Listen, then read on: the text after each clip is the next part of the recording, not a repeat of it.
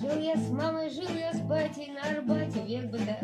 А теперь лежу в Санбате, весь в крови, весь в бинтах.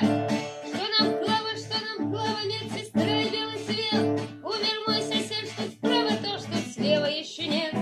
И однажды, как ударил, тот сосед, что слева мне, вдруг сказал: послушай, парень, у тебя ноги-то нет. Как же так, неправда, братцы? Он, наверное, пошутил. Мы отрежем только пальцы, так мне доктор говорил. Но сосед, который слева, все смеялся, все шутил. Даже если ночью бредил, все про ногу говорил. Издевался, мол, не встанешь, не увидишь, мол, жены.